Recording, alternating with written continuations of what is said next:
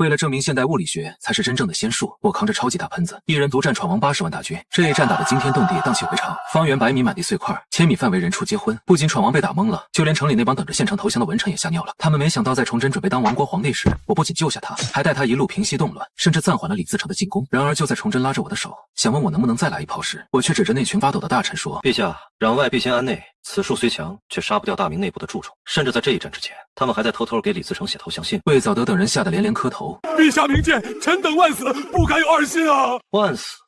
魏大人，前几日陛下让你捐资助降，你哭穷说只有500两银子，连夫人首饰都当了。千真万确啊！好你个老登！看来得给你来点狠货。我掏出平板，点开离县保存的明末贪官家产清单。魏藻德，京城私宅3座，地窖藏银4万两，上个月纳了小妾，赎身费就花了8000两，这叫清廉如水。魏藻德面如土色，浑身颤抖。我环视全场，各位大人，李自成进城后会用夹棍逼你们交银子，与其便宜流寇，不如现在交出来，算作特别国防税。群臣闻言哭天抢地，骂我妖言惑众，必杀大臣。见他们不见棺材不落泪，我把准备好的清单给了崇祯。陛下一查便知。半个时辰后，原本干净的汉白玉台阶已经被鲜血染红了。我指着剩下几个瑟瑟发抖的青脸小官，带着锦衣卫去抄家，要现银、粮食、布匹，谁敢私藏，就是这个下场。我要看到银子堆满广场。小官们没有动，而是看向崇祯。崇祯气得一脚踹了过去。以后先生的话就是真的话。看着连滚带爬的官吏，崇祯握刀的手还在抖，脸上却泛着亢奋。有了钱就能退敌吗？钱只是第一步。突然远处传来炮火声，而且越来越近。看来李自成已经回过神来，先锋已经破了正阳门。陛下，我教你用炮，现在的紫禁城就是一个陷阱。我来到午门城楼上，对锦衣卫下令，把兵帐局的火药桶全部搬上午门城楼。午门是正门，若是失守，就是要让他们攻午门。我要在午门广场给李自成办一场盛大的烧烤派对。正阳门外，李自成的先锋大将刘宗敏骑着高头大马，大喊道：兄弟们，攻下紫禁城，金银财宝任你们拿！数万农民军如潮水般涌入京城，而午门城楼上，我正拿着平板电脑，透过高清摄像头锁定刘宗敏的脑袋。我调试着一门用现代物理知识校准过的红衣大炮，炮膛里塞的不是实心弹，而是填满火药、铁钉和干辣椒粉的超级散弹。距离800米，风速3级，修正角。欢迎来到地狱，刘宗敏。午门城楼上腾起一团黑红色硝烟，下一秒，我改装的超级散弹在密集的冲锋队形中炸开，铁钉、碎瓷片、铅弹丸和干辣椒粉漫天飞舞。冲在最前面的数十名骑兵连人带马被打成筛子，刘宗敏的战马被削去半个脑袋，他被甩飞出去，腿扭成了诡异的角度，脸上插着几枚铁钉。妖术，这是妖术！农民军瞬间乱作一团，前排往后撤，后排往前挤，自相践踏者不计其数。崇祯呆呆地看着这一幕，颤声问：这是真的红衣大炮，为何以前只是听个响？陛下，这是物理学。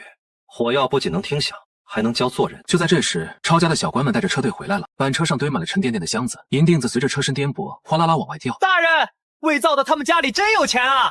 我走到午门广场，这里聚集着大明最后的8000士兵，3000神机银和5000金银，他们面黄肌瘦，衣甲破旧，眼中满是麻木，已经3个月没发饷银了。我一脚踹翻一个银箱，成百上千两银锭倾泻而下，紧接着几十口箱子全被掀翻，金银珠宝堆成了小山。看清楚了吗？这是贪官喝你们血攥下的钱，陛下已经把他们宰了。从现在起，杀一个流寇赏50两，杀一个头目赏100两。不想干的拿钱滚蛋，想发财的拿起刀跟我干！100两！士兵们炸锅了，怒吼声直冲云霄。这不是对皇权的敬畏，而是对财富的渴望，对生存的野望。崇祯看着这一幕，眼神复杂。先生教训的是，银子比圣旨管用，钱发下去了，还得有命花。我脸色一肃，开始部署防御。开了午门内的巢房，用防梁砖石构筑街垒，集中所有油脂装进陶罐塞布条。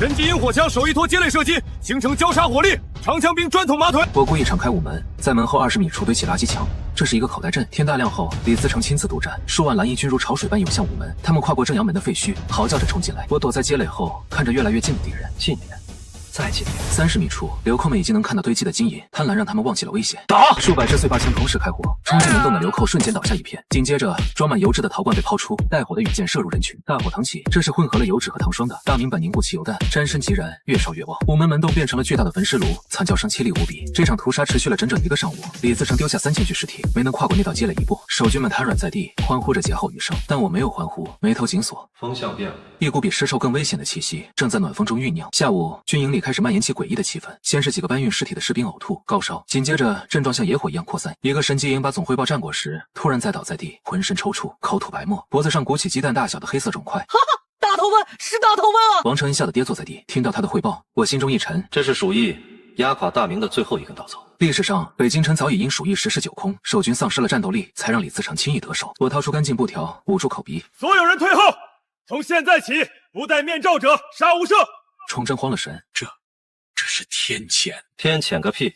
这是老鼠身上的跳蚤带来的病。我迅速冷静下来，平板电脑里有医学资料，虽然没药，但隔离、切断传播途径、高温消毒总能管用。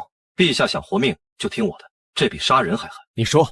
传令：第一，全军用布条蒙面，围者斩；第二，锦衣卫组成防疫宪兵队，把发烧、咳嗽、脖子有肿块的人全关进文华殿隔离，反抗者就地射杀。第三，搜集全城生石灰、烈酒、醋，广场上的尸体浇上火油烧掉，骨灰深埋。烧尸体，死者为大，入土为安啊！这会遭报应的。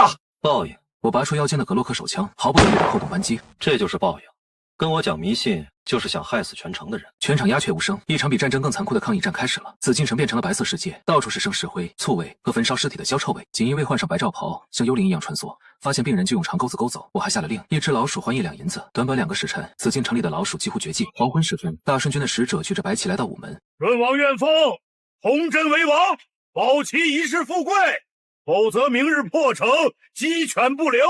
我知道李自成根本不想当皇帝，只是想拿银子撤兵打满清，但与虎谋皮只会死得更惨。我接过他的信，直接用打火机点燃。回去告诉李自成，大明皇帝不和反贼做生意，想要江山，拿命来换。我拿出用竹筒和平板电脑做的简易大喇叭，按下播放键，激昂的音乐响彻战场，同时点燃红衣大炮的引信，炮弹在两军阵前炸开。明日日出之时，我亲自出城取他项上人头，洗干净脖子，等着！使者吓得屁滚尿流的跑了，而数百里外的山海关，吴三桂正拿着李自成和多尔衮的劝降信犹豫不决。当他得知崇祯请了天兵天将，撒银子激励士兵，打崩李自成前锋的消息时，手中的茶杯摔得粉碎，眼中闪过一丝金光。这盘棋得换个下法了。李自成大营里，刘宗敏的惨状让他彻底红了眼，他一脚踹翻行军暗骑，给脸不要脸！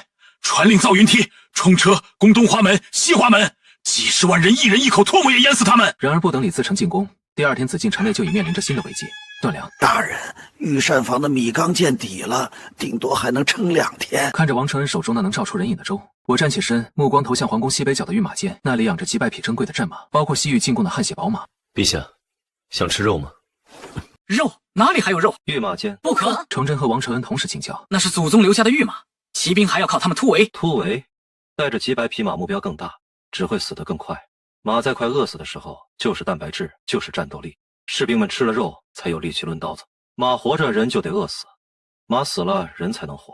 陛下，你选哪个？崇祯沉默许久，长叹一声：“杀吧，留2匹种马，其余的全杀了。”半个时辰后，紫禁城内飘起了马肉香，数百匹价值连城的御马变成了大锅里的肉块。虽然盐放的少，但对饿了许久的士兵来说，就是龙肝凤髓。我端着一碗马肉汤递给崇祯，里面是他最心爱的赵夜御师的大腿肉。崇祯闭上眼，眼泪滑落，然后猛地端起碗灌了下去。吃饱了就干活。我指了指一堆没放完的烟花爆竹。李自成今晚肯定会夜袭，咱们人少，得给他们准备点惊喜。我正在改良神火飞鸭，明朝的原始火箭，白糖加硝酸钾是简易推进剂，弹头里加巴豆霜、辣椒粉和猛火油，这就是极速燃烧毒气弹。陛下，引信搓得结实点，今晚让李自成见识一下什么叫降维打击。夜幕降临，紫禁城一片死寂。突然，沉闷的鼓声响起，喊杀声如潮水般涌来。黑暗中，无数火把亮起，几十架云梯和冲车向着东华门逼近。我站在城楼上，看着越来越近，距离500米，放近点300米处，流寇的弓箭已经射上城头。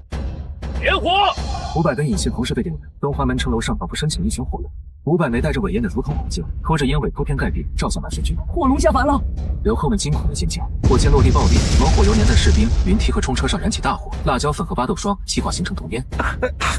我的眼睛，这烟有毒！前排的流寇瞬间陷入炼狱。李自成在后方看得目眦欲裂，却想不通崇祯为何突然拥有了神鬼莫测的手段。就在这时，东华门内侧，一队太监鬼鬼祟祟地靠近城门。为首的张仪宪是崇祯曾经宠信的太监，怀里揣着钥匙，想开门献成邀功。他捅死了2个老弱守卫，正要抬起门栓，黑暗中传来王承恩的声音：“张公公，这么晚了，要去哪儿啊？”张仪宪吓得魂飞魄散，刚想辩解，王承恩身后的锦衣卫就射出了弩箭，10几人被射成刺猬。王承恩关上城门，挂上3道铁锁，告诉小金大人，家里干净了。天亮后，东华门外的火还在烧，但喊杀声停了。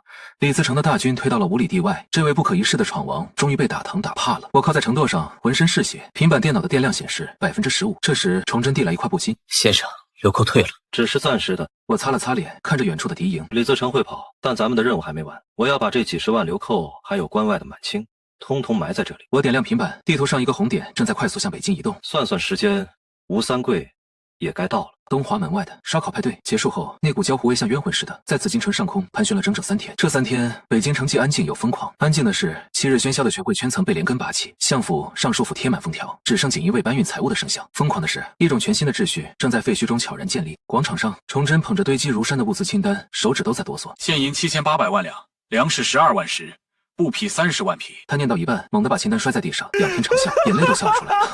真穷了一辈子，为了几万两粮饷，跟那帮大臣求爷爷告奶奶，原来钱都在这儿，都在朕的眼皮子底下。他笑得癫狂又凄凉。这7000多万两本是大明的骨髓，却被蛀虫们吸进了自己的腰包，眼睁睁看着国家走向枯竭。我坐在一旁的木箱上，正在给自己的胳膊缝针。这是前夜混战被流矢擦伤的。陛下，现在不是哭穷的时候，钱有了，粮有了，但人心还没齐。李自成退到粮乡休整，随时可能卷土重来。城里的百姓和剩下的军队虽然怕我，却不一定信你。崇祯止住笑，眼神冷了下来。朕杀了贪官，发了银子，他们还不信朕？发钱只能买命，买不了心。我走到他面前，掏出一张早已写好的稿子。陛下，你得去罪己，不是那种文绉绉的废话，按这个念。待会儿去伤兵营，当着所有人的面念，记住要哭，真哭，哭不出来就想想你在眉山准备上吊的那天。崇祯拿起稿子扫了一眼，脸色变得古怪。这是帝王该说的话。这是人话，想当千古一帝，先把那层金漆剥了。53刻，紫禁城校场被改成了伤兵营和隔离区，几千名受伤的士兵、感染轻微鼠疫正在恢复的病患躺在草席上呻吟，空气中混着草药味、血腥味和醋味。皇上驾到！没有仪仗，没有禁鞭，崇祯穿着洗得发白还带着干涸血迹的龙袍，手里端着个破碗，一步一步走进这片充满恶臭的营地。我和眼圈红肿的王承恩跟在他身后，士兵们挣扎着要起身磕头，却被崇祯按住了。别动！他声音沙哑，透着从未有过的疲惫。朕来看看你们。他走到一个断了腿的老兵面前，这老兵以前是金营老油条，打仗最滑头，可前天晚上在东华门，他硬是抱着刘扣的大腿被砍断了腿。看着老兵那条缠着渗血纱布的断腿，崇祯突然单膝跪地，这一跪全场死寂。皇帝给大头兵下跪，大明270年历史上闻所未闻。皇上，折杀小人了！老兵吓得浑身发抖，眼泪鼻涕一起流。崇祯没说话，从王承恩手里拿过一块热毛巾，笨拙地替老兵擦去脸上的污垢，然后他站起身，环视四周，拿出了我写的罪己诏。朕以前是个混蛋，第一句话就让所有人的下巴砸在了地上。朕以为当皇帝就是批奏折骂大臣，以为只要自己勤勉，天下就能好。朕错了，朕眼瞎，重用了狗官，却让你们饿着肚子去拼命。他说到动情处，泪水夺眶而出。今日朕把话撂在这儿，从今往后，朕不穿绫罗缎，不吃山珍海味。只要还有一个大明士兵饿犊子，只要还有一个贼寇没杀光，我就不回寝宫。这碗汤我先干为敬，咱们君臣同生共死。碗被摔得粉碎，短暂的沉默后，惊天动地的哭嚎声爆发出来。万岁！万岁！我等愿为陛下效死！这些大字不识的粗人听不懂，直呼遮眼，却听得懂。混蛋，看得懂皇帝给他们擦脸喝一样的苦药。这种被当作人看待的尊重，比100两银子更让他们热血沸腾。我站在角落里看着这一幕，嘴角勾起满意的弧度。看来这演技还是有进步的。低头看了看平板，电量掉到了14%。这波政治作秀，至少给大明续了半年的命。传令下去，从这群伤兵里挑出500个敢打敢拼的，伤好之后我亲自训练，名字我都想好了，就叫大明特种战术教导队。傍晚时分，距离北京城300里的永平府，吴三桂的精锐骑兵正驻扎在城外。大帐内，这位平西伯把玩着一块玉佩，听着探子的汇报。伯爷，京城消息确凿，崇祯没死，杀首府屠流寇，还用天雷地火把李自成打得丢盔弃甲。伯爷，京城消息确凿，崇祯没死，杀首府屠流寇，还用天雷地火把李自成打得丢盔弃甲。吴三桂眉头紧锁，这个变数打乱了他的所有计划。他原本盘算着崇祯死了，自己便能待价而沽，要么投李自成保住关宁军利益，要么投多尔衮借兵复仇。可现在老板不但没死，还突然暴中了。天雷地火多半是夸大其词，崇祯那2下子我还不清楚，志大才疏，邦庇自用，怕是回光返照。可伯爷，李自成真的退了？退了不代表败了。李自成是流寇习气，受点挫折就想跑，但多尔衮不同，那是一群狼。如今大明是块肥肉，狼来了狗跑了，主人手里却突然多了一把刀，有意思。就在这时，帐外传来喧哗，什么人敢闯平西伯大营？故人来访，吴伯爷，这就是你的待客之道。我一身飞鱼服，风尘仆仆，甚至没放下马鞭。为了赶时间，我用平板里的地图导航抄了近道，跑死3匹马，只用1天1夜就到了这里。身后只跟了2个锦衣卫，却走出了千军万马的气势。让他进来。我径直走到他对面的椅子上坐下，拿起桌上的茶水。渴死我了。你是何人？吴三桂手按剑柄，杀气腾腾，身边的亲兵也纷纷拔刀出鞘。锦衣卫指挥使御前行走，大明国师小金，奉陛下旨意来救你一命。救我！本博拥兵5万，坐镇山海关，进可攻，退可守，何须你救？进可攻，攻谁？李自成。退可守，守谁？多尔衮。别逗了，吴长伯，你现在就是块夹心饼干，李自成恨不得吃了你。多尔衮想把你当枪使，等他们两边夹击，你那5万关宁铁骑还能剩几个？吴三桂脸色一变，这正是他最担心的。哼，本博可以投大清。他试探道：投清？我像是听到了天大的笑话，突然掏出平板电脑，就算没网，离线文档和缓存视频也足够吓人。我点开一张图片，那是历史上吴三桂晚年被康熙削藩、满门抄斩后的惨状。虽然是电视剧剧照截图，但眉眼间与他有几分神似。来看看你的下场。我把屏幕怼到他面前，发光的屏幕在昏暗的帐篷里格外诡异。吴三桂虽看不懂这是什么法宝，却被画面吓得后退半步。这是妖术？这不是妖术，是未来。我收回平板，眼神变得无比犀利。你以为多尔衮看中你，在他眼里，你就是条看门狗，用完了就得炖了吃肉。你想当汉奸，我不拦你，但你想清楚，当汉奸的下场是遗臭万年，断子绝孙。吴三桂冷汗直流，这个年轻人的气场太强，那种看穿一切的眼神，让他这个久经沙场的老将都感到心悸。那皇上是什么意思？他终于松口，语气软了下来。我站起身，拍了拍他厚重的护肩。皇上说了，只要你不负大明，大明就不负你。封王不是满清那种虚头巴脑的王，是世袭罔替的平西王。但这有个前提，把山海关的关门打开。什么？吴三桂大惊失色。打开关门？那清军岂不是长驱直入？对，就是要让他们进来。我眼中闪过一丝疯狂的光芒。关门打狗，懂吗？把多尔衮放进关内，在华北平原上，我和你再加上被动入局的李自成，咱们3家给8旗铁骑包一顿大饺子。吴三桂看着我，像是看一个疯子，但他体内的赌徒血液在这一刻被点燃了。这计划确实疯狂，却能打破目前的死局，让他从棋子变成棋手。好！吴三桂咬了咬牙，手掌重重拍在桌上。这把我赌了！搞定吴三桂比想象中容易，核心还是信息差。在这个信息闭塞的时代，谁掌握了情报，谁就是神。我不仅知道多尔衮的兵力部署，甚至清楚他小妾陈圆圆的下落还在刘宗敏手里。这些情报像炸弹一样抛出，把吴三桂扎得晕头转向，只能乖乖听话。但回京的路并不轻松，我和2名锦衣卫骑着快马在官道上疾驰。此时的京畿地区乱成一锅粥，李自成虽撤了，可他留下的散兵游勇、趁火打劫的土匪，还有四处逃难的百姓，让这条路充满变数。大人，前面是三河县，看样子被流寇洗劫过，咱们绕道吧。我看了一眼平板上的地图，绕道要多走80里，而平板电量只剩12%。我必须在电量耗尽前回到京城，利用里面的图纸完成最后一项关键布局——火炮改造。不绕，穿过去。我摸了摸腰间的格洛克手枪，只剩2发子弹了，但我还有刀，还有脑子。3人策马冲入县城，街道上尸横遍野，几个落单的流寇正围着一家米铺敲大门。我不想惹事，打算加速冲过去。可就在这时，一个稚嫩的哭声从路边的死人堆里传来。一个5、6岁的小女孩正摇晃着一具浑身是血的女尸，女尸手里还死死攥着半个发霉的馒头。大人，闭嘴！赶路！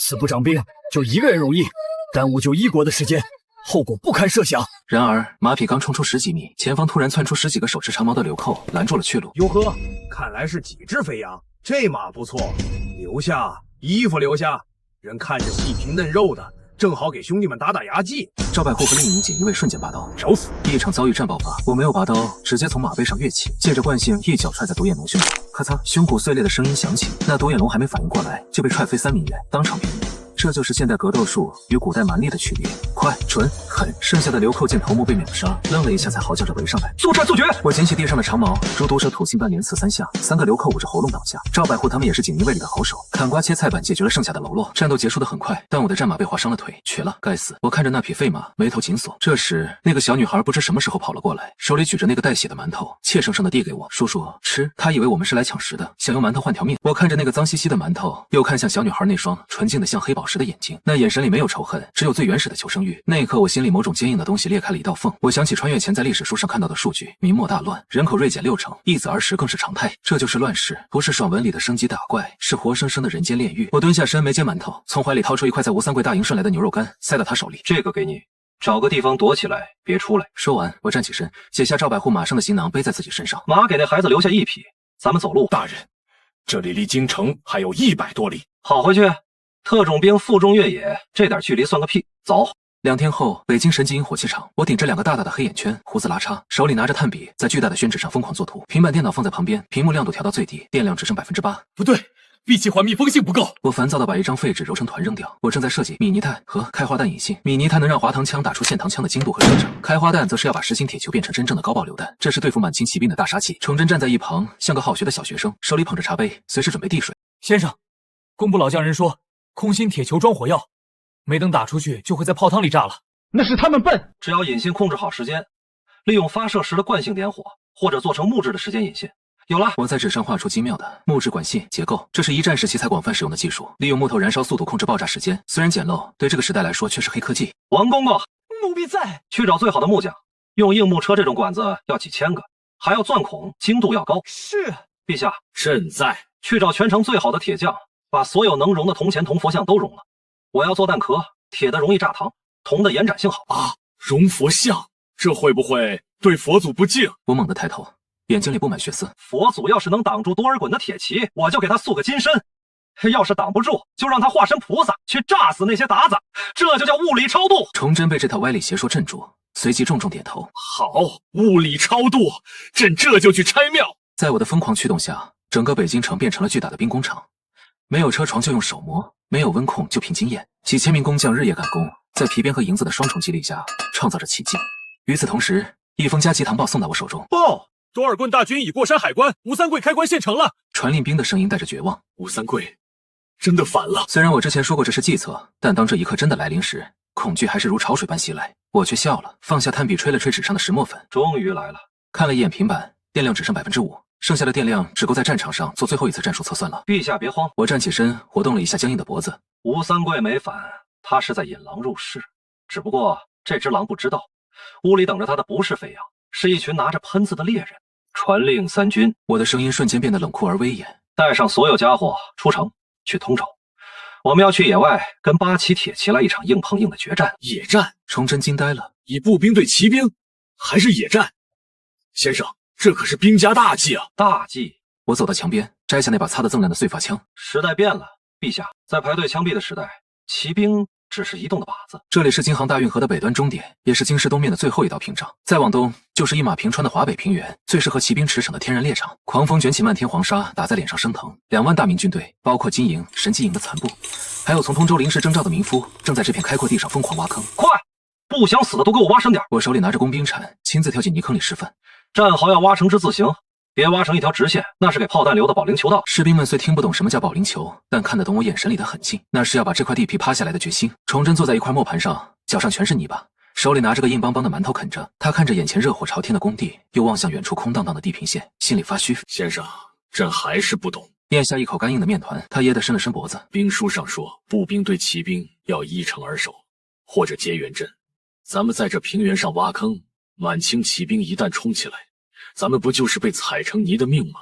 兵书？哪年的兵书？我从坑里爬出来，抖了抖身上的土。戚继光的还是孙子兵法？陛下，那些兵书都是教你用冷兵器打仗的。咱们现在手里拿的是什么？是热兵器。热兵器时代，距离就是生命。骑兵最怕什么？不是长矛，是跑不动。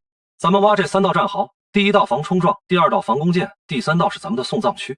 而在战壕前面，我露出一抹阴险的笑容，指向战壕前方300米内那片看似平整的荒草地，那里几千名民夫刚刚埋下了无数小玩意儿，这是最原始、最恶毒的铁坑里和陷马坑。而且我让人给铁粽里全喂了金枝，只要马蹄子扎破一点皮，破伤风缩军就会教那些战马做马。可是多尔衮有10万铁骑啊！崇祯的声音还在发抖。10万！我冷笑一声，看了一眼手腕上的平板，电量只剩4%，屏幕上显示着离线资料清除8旗兵力考据。吹牛罢了。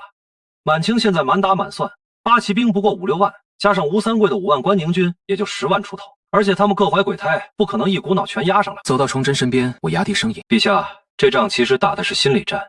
满清人迷信，觉得咱们大明气数已尽，我们要做的就是用第1轮排枪把他们的迷信打碎。”突然，一阵急促的马蹄声打破了工地的喧嚣。一名斥候满脸是血的冲回来，背上还插着一支白羽箭。报来了，鞑子来了！他滚落下马，嘶哑着喊道：“正白旗先锋离此不到10里。”所有人的脑袋都炸了一下。刚才还抱怨挖坑太累的士兵，此刻握着铲子的手都在抖。那是对，满万不可敌。这个神话的本能恐惧，这几十年来，明军被8旗兵杀怕了，那种恐惧已经刻进了骨子里。慌什么？一声暴喝如惊雷炸响，我跳上高处的土坡，拔出天子剑，现在基本归我用了。剑尖指着东方，所有人进战壕，第1排装弹，第2排准备火绳，炮兵揭开炮衣。记住，我教你们的口诀：不管骑兵冲多快，我不喊打，谁敢开枪，老子先崩了他！把他们放近了，我要看清楚他们脸上的码字再打。远处地平线上出现一道黑线，紧接着变成黑长，大地的震动感传到每个人脚底。多尔衮的先锋大将何洛会骑在高大的黑马上，一脸傲慢地看着前方几道看似简陋的土沟。他身后是5000名精锐的满洲巴雅喇白甲兵，身披双层重甲，个个都是从死人堆里爬出来的杀人机器。哈哈哈！何洛会举着马鞭狂笑，这就是崇祯最后的家底，一群在泥地里打滚的叫花子。想靠这几条沟挡住我大清铁骑。旁边的副将有些犹豫。大人，吴三桂说这伙明军有古怪，火气犀利。古怪个屁！明狗的火气也就听得响。何洛会轻蔑地啐了一口。传立前军冲锋，第一个冲进战壕的，杀害人奴隶1000，我捉崇祯者封王。5000铁骑同时发出野兽般的咆哮，号角声呜呜吹响。这一刻，大地颤抖，5000匹战马加速，马蹄卷起的烟尘遮天蔽日，那种排山倒海的气势，足以让任何一支冷兵器时代的步兵崩溃。战壕里，明军士兵呼吸急促，有人甚至尿了裤子。崇祯蹲在最核心的指挥坑里，双手紧紧抓着泥土，指甲全部崩断。他想闭上眼，但我就在他旁边，正拿着平板电脑的摄像头冷静测距。1000米，我淡淡的报数，骑兵速度极快，转瞬即至。800米，红衣大炮的炮手们手里举着火把，汗水流进眼睛里都不敢眨。500米，地面震动的像地震，战壕顶部的浮土簌簌落下。400米，400米。何洛会脸上露出狰狞的笑容，已经能看清战壕里明军惊恐的眼神。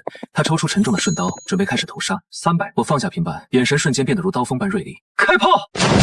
通州防线上，30门被我改良过的红衣大炮同时怒吼。这一次射出去的不是散弹，而是空心开花弹。一枚枚带着引信、冒着青烟的铜壳圆球呼啸着划过天空，落在冲锋的骑兵方阵中央。何洛会愣了一下，这些圆球落地后呼噜噜滚了几下，没像实心弹那样砸碎人马，反而停在了那里。臭蛋！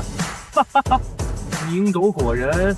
他的笑声还没落地，一团耀眼的火光在骑兵群中炸开，紧接着是第2团、第3团。这不是黑火药那真响，而是经过颗粒化处理、按最佳比例混合的高爆火药的怒吼。铜壳破片混合着铁钉，以爆炸点为重心，向四周无死角横扫。原本整齐的冲锋队形瞬间缺了一大块，像是被无形的大手挖去了一块肉。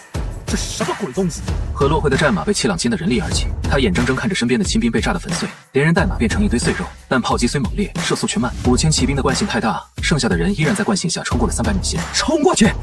只要近身，他们就死定了。然而，当他们冲到距离战壕100米的地方时，冲在最前面的战马突然发出凄厉的嘶鸣，前腿一软，轰然跪倒，马蹄被铁赠梨扎穿了，马背上的骑士像炮弹一样被甩飞出去，重重砸在地上，脖子折断的声音清晰可闻。怎么回事？地上有东西！后续的骑兵想要勒马，却已经来不及了。后面的撞上前面的，瞬间发生连环车祸。原本势不可挡的铁骑洪流，在距离明军100米的地方，背不起眼的铁锋里硬生生解体。这就是我为他们准备的死亡减速带。就是现在，排枪，射击！第一道战壕里，1000支火枪同时喷出火舌，那不是杂乱无章的爆斗声，而是如同一声巨雷的齐射。这就是排队枪毙战术的核心，100米。这个距离对满清骑兵的脚弓来说，破解能力大减，尤其是明军缩在战壕里只露出脑袋，弓箭抛射几乎无效。但对我改良后的线膛米尼枪来说，这就是枪口顶着脑门的距离。铅弹钻入肉体的声音此起彼伏，改良后的米尼弹是圆锥形，底部空心，在火药气体推动下，弹底膨胀剪贴膛线旋转飞出，这种旋转带来极高的稳定性和穿透力。满洲兵引以为傲的双层重甲，在米尼弹面前脆得像块饼干。一颗子弹击穿了何洛会副将的护心镜，在他胸口炸开碗口大的血洞，带着碎骨和内脏从后背飞出，又打断了后面一匹马的马桶。惨叫声被枪声淹没，第一排骑兵像割麦子一样倒下。第一排退后，第2排向前射击！明军军官们声嘶力竭地吼着训练了无数遍的口令。第一排士兵射击完毕，迅速弯腰后撤，利用战壕掩护清理枪管，装填弹药。早已准备好的第2排士兵立刻顶上，举枪扣动扳机。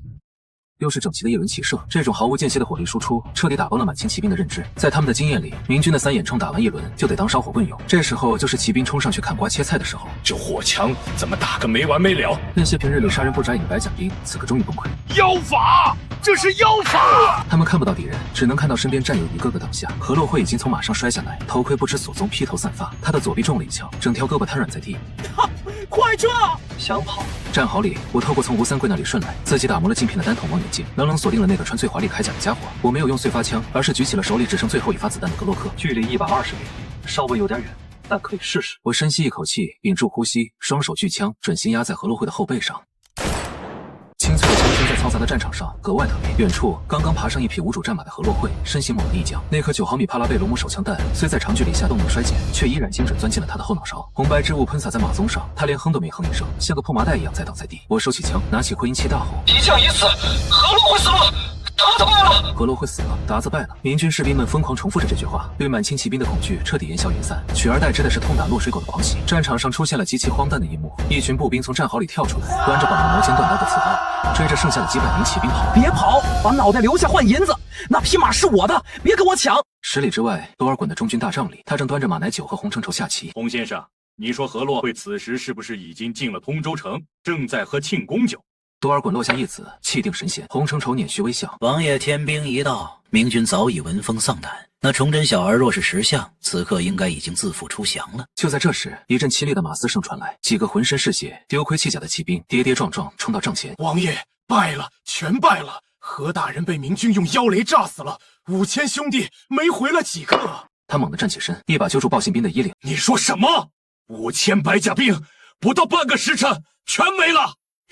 是的，明军的火枪太邪门了，几百步外就能打穿双层甲，而且不用点火绳，还有能在地上炸的大雷。王爷，那是妖兵啊！多尔衮的脸色瞬间铁青，一把推开报信兵，大步走出营帐，看向通州方向。那里硝烟弥漫，喊杀声隐隐传来：“吴三桂呢？他的关宁铁骑在哪儿？”吴伯爷的兵马就在侧翼，但一直按兵不动，甚至还在往后缩。好个吴三桂！多尔衮怒极反笑，拔出腰刀砍断面前的木桩：“这是给本王下套呢！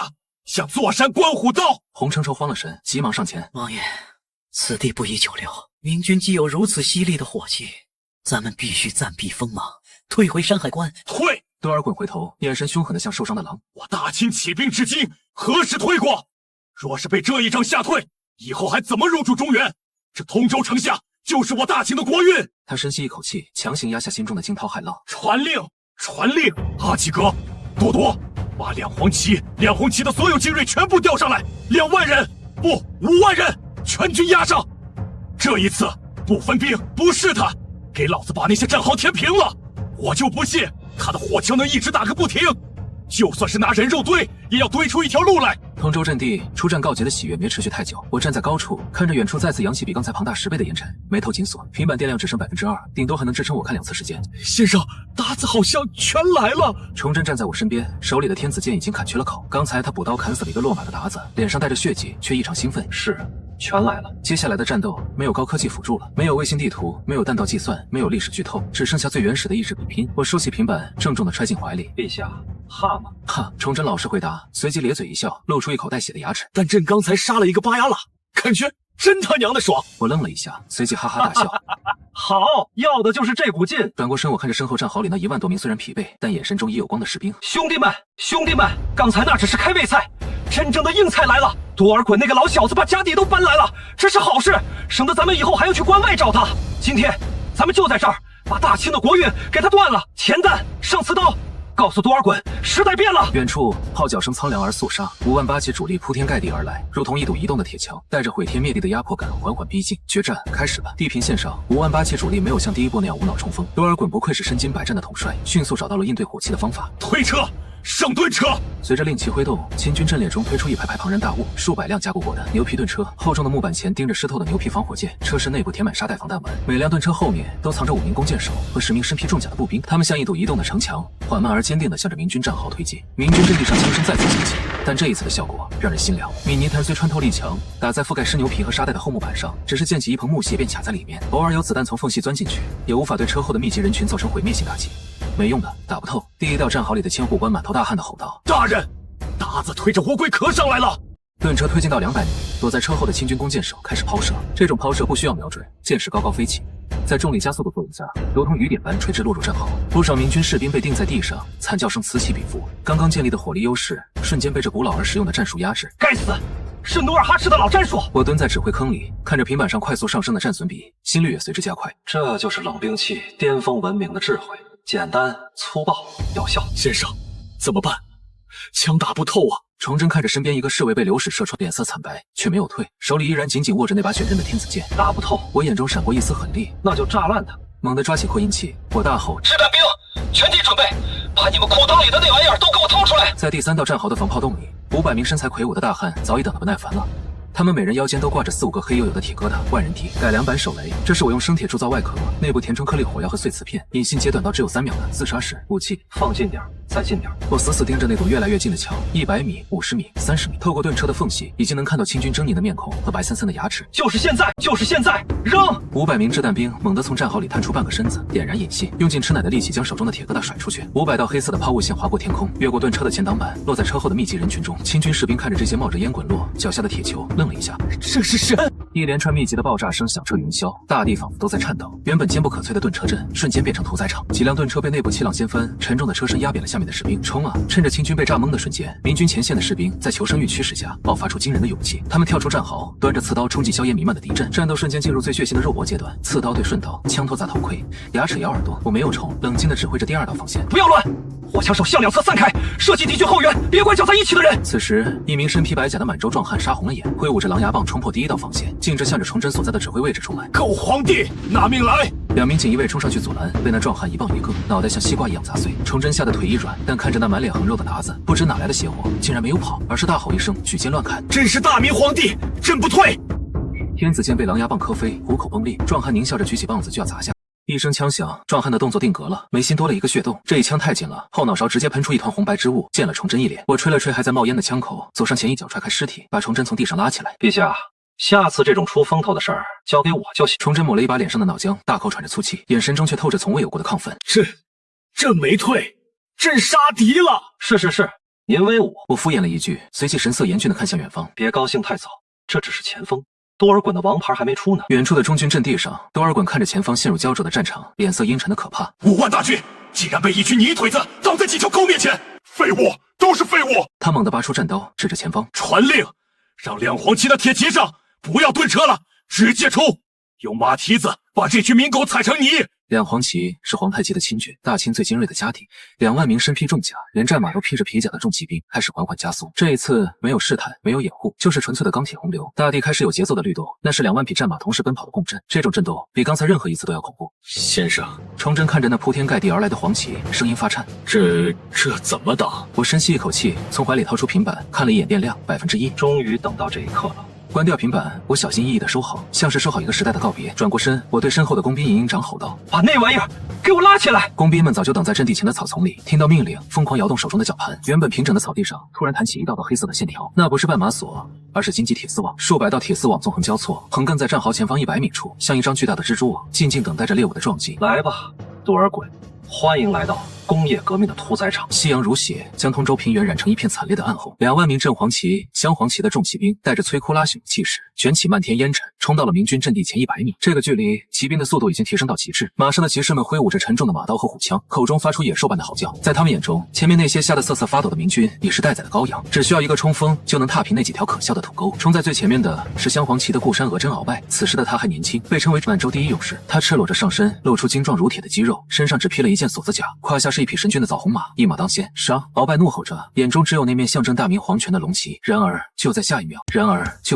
一阵令人牙酸的撕裂声和战马凄厉的嘶鸣声瞬间盖过了喊杀声。冲在最前面的数百匹战马仿佛撞上了一堵无形的墙，铁丝网那锋利的倒刺在高速冲击下轻易割开了战马的皮肤，切断了马腿的肌腱。更可怕的是，铁丝具有极强的缠绕性，战马越挣扎，铁丝缠得越紧，倒刺扎得越深。鳌拜只觉得胯下一沉，整个人像是被投石机扔出去一样腾空飞起。他在空中惊恐地看到自己的爱马4条腿已经被割得血肉模糊，跪倒在地上抽搐，而身后的骑兵根本收不住脚，如下饺子般撞进这片死亡之网。战马相撞，果断惊蛰，后面的骑兵踩着前面的尸体试图跳过去，却发现空中也拉着铁丝，马腹被划开，肠子流了一地。短短几息之间，那势不可挡的钢铁洪流硬生生停在了明军阵地前100米处。这是什么妖法？摔在草丛里的鳌拜满脸是血的爬起来，他试图用刀砍断面前的铁丝，可那铁丝坚韧无比，一刀下去火星四溅，却砍不断，反而弹回来划伤了他的脸。开火！战壕里，我冷酷的声音再次响起，这简直就是一场处决，失去速度，挤成一团的重骑兵就是最好的靶子，甚至不需要瞄准。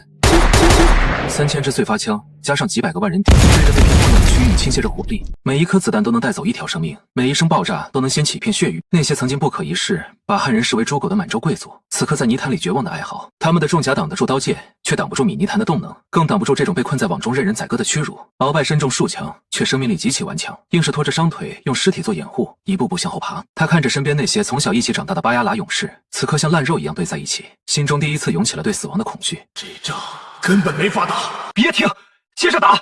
把弹药打光。我站在高处，手里拿着望远镜，眼神冰冷。我没有丝毫怜悯历史上的扬州10日，嘉定3屠，比这惨烈100倍。今天这一点利息还远远不够。远处的清军本阵，多尔衮手中的单筒望远镜掉在了地上，他呆呆地看着前方那修罗地狱般的场景，整个人仿佛被抽去了脊梁骨。那可是2黄旗啊，是大清的命根子，就这么没了。撤，快撤！洪承畴脸色煞白，连声音都变了调。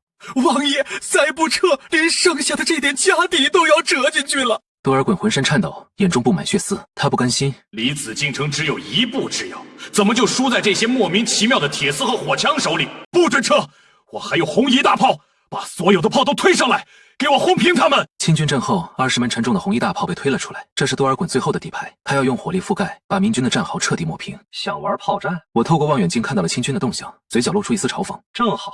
让你们见识一下什么叫超越射击。回头看向身后那个挖得深深的炮兵阵地，30门经过我改良，加装了简易象限仪和螺旋膛线的大炮，早已调整好了射击诸元。最关键的是，开战前我就用平板测绘了整个战场的坐标，清军的炮尾正好在我预设的死亡坐标 C 区，坐标 C-3，仰角35度，捉要3击，延迟隐性5秒。我报出一串数据，炮兵指挥官，一个以前的数学落榜秀才，被我发掘出来的炮兵天才，迅速拨动算盘，大吼道：“各炮位，调整诸元，3发急速射！”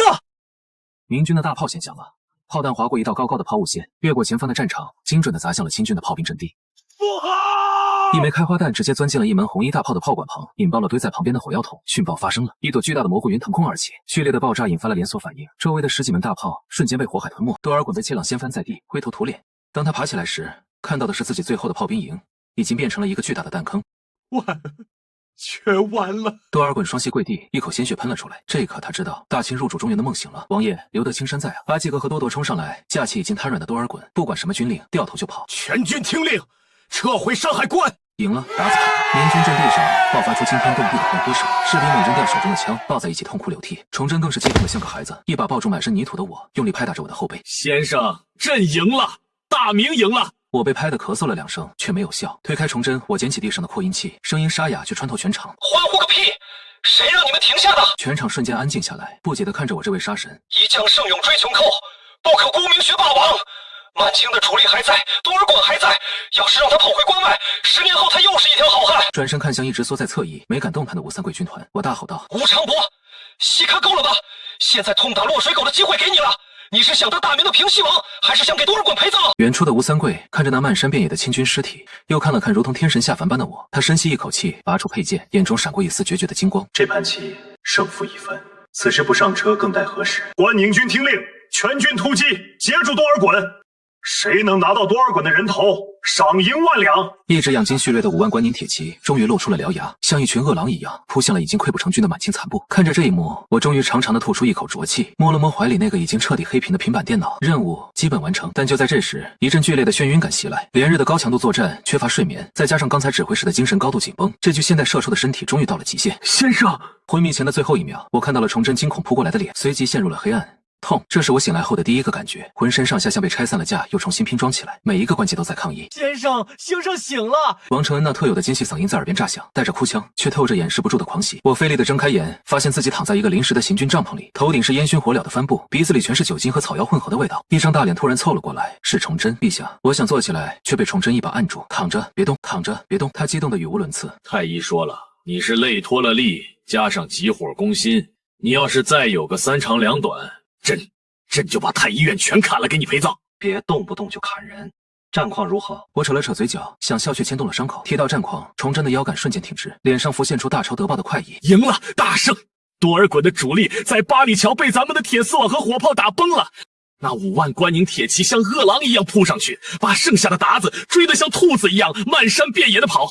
这一仗，光是真奴的首级就砍了13000多颗。多尔衮呢？我问出了最关键的问题。只要这个大清的摄政王不死，满清的骨架就还在。崇祯的脸色微微一沉，跑了。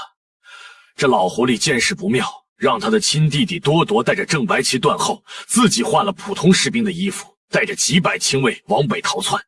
现在被困在潮白河畔的芦苇荡里，吴三桂把他围住了，但这老贼凶悍异常，据合死守，吴三桂强攻了几次，损兵折将，没攻下来。没攻下来，我冷笑一声，强撑着坐起来。吴三桂那是出工不出力，他想留着多尔衮当筹码，跟朝廷讨价还价呢。这墙头草，死性不改，扶我起来。在王承恩的帮助下，我摇摇晃晃地站到地上。这最后一刀必须由咱们来补，绝不能让多尔衮活着过河。潮白河畔，夕阳将河水染成了血色。曾经不可一世的大清摄政王多尔衮，此刻正狼狈地躲在一处废弃的土垒后，左臂上还插着一支断剑，身边只剩下不到300名白甲兵，个个带伤，眼神中透着绝望。而在他们外围，吴三桂的3万关宁铁骑围得水泄不通，却只是围而不攻，偶尔射几支冷箭。王爷，突围吧！一名牛鹿额真哭着跪在地上。奴才们拼死给您杀出一条血路，只要回了盛京，咱们还能卷土重来。卷土重来。没机会了。他太清楚了，大清的精锐，2黄旗2白旗，这一仗几乎全扯进去了。更重要的是，那股子万万不可敌的心气儿被我用火枪和铁丝网彻底打碎了。吴三桂这只老狗是在等我死，好拿我的人头去向崇祯邀功。但我爱新觉罗多尔衮绝不会死在汉奴手里。就在这时，外围的包围圈突然分开了一条道，一面残破却依旧鲜艳的日月明旗在寒风中猎猎作响。一辆由4匹马拉着的平板马车缓缓驶来，马车上坐着2个人，身穿龙袍的崇祯和脸色苍白的我。胡长波，还不动手，等着过年吗？我的声音通过简易铁皮大喇叭传遍全场。吴三桂骑在马上，脸色一僵，他没想到崇祯和我竟然亲自来了。末将是怕困兽犹斗，伤了弟兄们。借口！我打断他，目光越过关宁军，直刺土垒后的多尔衮。多尔衮，出来聊聊。土垒后，多尔衮缓缓站起身，隔着几百米，我们的目光在空中碰撞。这是2个时代的对视，一个是旧时代的游牧霸主，一个是新时代的工业信徒。你就是那个妖人。多尔衮的声音沙哑，如同磨砂纸擦过地面。我是你的送葬人，多尔衮，你是个英雄，我不羞辱你，给你个机会，像个战士一样死去。转头对身后招了招手，10名身穿临时染制迷彩布条、手持特制长枪的士兵走了出来。这就是我在伤兵营里特训出来的教导队，他们手里的枪是全军精度最高的10支线膛枪，加装了用平板摄像头透镜和老花镜打磨组合而成的光学瞄准镜。这叫狙击，斩首行动的最高境界。多尔衮似乎预感到了什么，他没有躲，反而整理了一下衣冠，面朝北方盛京的方向，他的家乡。大清勇士们，随我赴死！多尔衮拔出刀，发起了最后一次冲锋。300名残兵发出最后的悲鸣，跟在他身后冲向了那钢铁的防线。距离400米。我冷静地报数，10名狙击手趴在山顶上，屏息凝神，枪口随着那个奔跑的身影移动。300米，多尔衮跑得很快，眼中没有恐惧，只有一种解脱。200米，放。10声枪响汇聚成一声，正在奔跑的多尔衮胸口突然爆出一团血雾，巨大的动能带着他的身体向后倒飞出去，重重地摔在河滩的淤泥里。战场上一片死寂，一代枭雄，大清的实际统治者就这样死在了一次毫无花哨的排枪狙杀下。没有大战300回合，没有遗言，这就是热兵器时代的冷酷，众生平等。剩下的清军见主帅阵亡，纷纷丢下武器，跪地痛哭。吴三桂看着远处那个倒下的身影，背脊发凉，他下意识地摸了摸自己的脖子，若是那一枪打向自己，他猛地翻身下马，跪在马车前，头磕得震天响。陛下鸿福齐天，国师神机妙算，逆贼多尔衮伏诛，大明万岁！崇祯看着这一幕，长长的吐出一口浊气。这10几年来压在他心头的那座大山终于碎了。先生，他转头看向我，眼中满是敬畏。这就是你说的降维打击？我疲惫地闭上眼，靠在车厢上。不，这叫扫垃圾。多尔衮一死，北方的局势瞬间明朗。清军残部在多铎的带领下仓皇逃回关外，但这已经不足为患。失去了多尔衮这个主心骨，再加上精锐尽失，满清在未来50年内都只能在白山黑水间瑟瑟发抖。现在的麻烦只剩下一个，西边的李自成。李自成并没有闲着，得知多尔衮入关，明军在通州决战的消息后，他原本打着坐收渔利的算盘，悄悄把大军拉到保定府，准备等明清两败俱伤后再杀个回马枪。可当多尔衮战死，八旗军全军覆没的消息传来时，李闯王手里的羊腿直接吓掉了。这不可能！李自成在大帐里来回踱步，冷汗直流。那可是满万不可敌的八旗兵啊！崇祯吃了什么药？怎么突然变得这么猛？闯王，咱们撤吧，回陕西老家。牛金星劝道：“京城是待不下去了，那军师太邪门了。听说他能召唤天雷，连吴三桂那老狗都给他当孙子了。撤！往哪撤？”李自成苦笑：“现在天下人都看着呢，我若是就这么灰溜溜的跑了，人心散了，队伍就不好带了。”就在这时，帐外传来一声高喝：“大明特使到！”李自成一惊，拔剑在手。谁？门帘掀开，走进来的不是别人，正是王承恩。这位老太监现在也抖起来了，穿着一身崭新的蟒袍，手里没拿圣旨，却捧着一个黑色的匣子。李闯王，别来无恙啊！王承恩笑眯眯的把匣子放在桌上。这是何物？李自成警惕地问。我家先生说了，送给闯王一份见面礼。王承恩打开匣子，里面赫然是一颗削制好的人头，多尔衮的脑袋，哪怕经过处理，那双死不瞑目的眼睛依然让人不寒而栗。李自成和众将吓得倒吸一口凉气。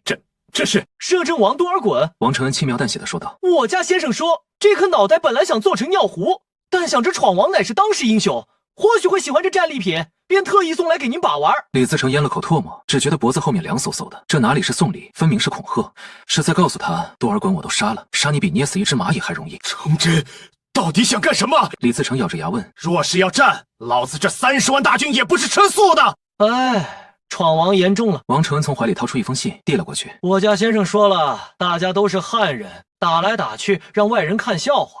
这是一份关于组建大明西部建设兵团的建议书，请闯王过目。建设兵团，李自成一头雾水地接过信，信是我写的，用词极其直白。老李啊，我知道你是为了百姓有口饭吃才造反的，现在大明有钱了，抄家抄的有粮了，你那30万人要是跟我打，我保证3天内让你们变成肥料。但我不忍心，朝廷现在缺人，你要是肯归顺，我封你为西北王，你的30万大军改编为大明西部开发集团军，任务只有一个，向西打，准噶尔、叶尔羌，甚至更西边的中亚，那里有大片的棉田和矿产，你却打下来，地盘归你管，税收交一半，要钱给钱，要枪给枪。当然是淘汰下来的老式火绳枪。一句话，与其在窝里横，不如去祸害。哦不，去教化外邦，干不干？李自成捧着信，手在抖。这条件太诱人了。他造反不就是为了封妻英子，荣华富贵吗？现在崇祯不但不杀他，还封他为王，让他去西边当土皇帝，还给钱给枪。这哪里是招安，分明是合伙创业。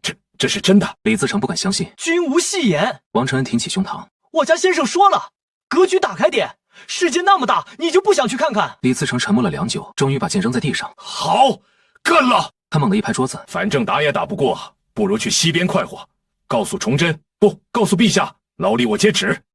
这就带兄弟们去西边种棉花。紫禁城乾清宫，听到李自成归顺的消息，崇祯整个人都傻了。先生，这能行吗？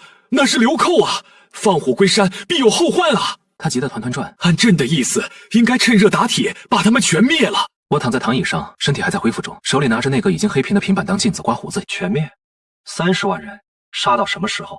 而且杀完了，谁去守西北？吹了吹刮胡刀上的泡沫，我继续说道：陛下，这叫统战价值。李自成是把双刃剑用好了，他就是你开疆拓土的先锋，把他扔到西域去，让他去跟准噶尔耗，跟沙俄耗。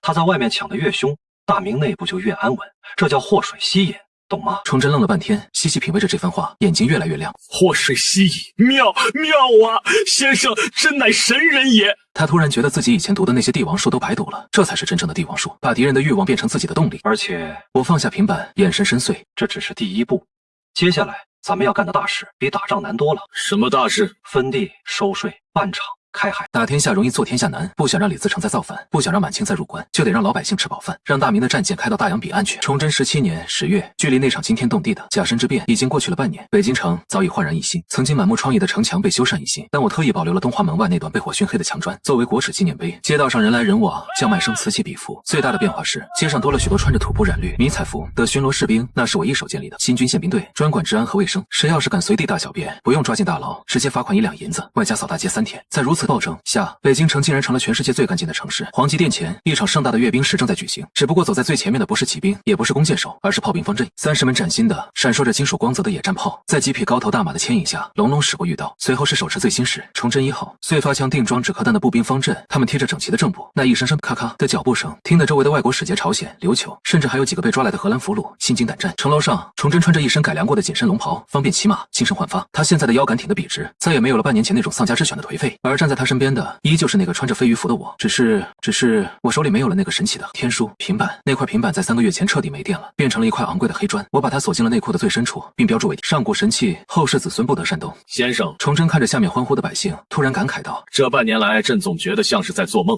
若是没有你，朕现在恐怕早已是一具枯骨了。陛下，梦醒了，路还得自己走。我趴在栏杆上，看着远处的夕阳，没了平板，没了外挂，我现在只是一个拥有现代思维的普通人。接下来的路会很难，工业革命不是靠几张图纸就能完成的，那是需要几代人去填的坑。朕知道先生提的5年计划，朕已经批了，开海禁、设海关、造大船，哪怕朕这辈子看不见，朕的儿子、孙子总能看见大明龙旗插遍四海的那一天。这时，王承恩一路小跑过来，手里拿着一份急报。万岁，大喜！李闯王，哦不，西北王发来捷报，他在哈密大破准噶尔部，缴获牛羊无数，还给陛下送来了几个西域的舞娘。崇祯和我对视一眼，同时爆发出大笑。这个老李还是那个土匪脾气。崇祯笑骂道：舞娘就免了，让他把抢来的金子都给朕运回来，朕要修铁路。王承恩一愣：铁路？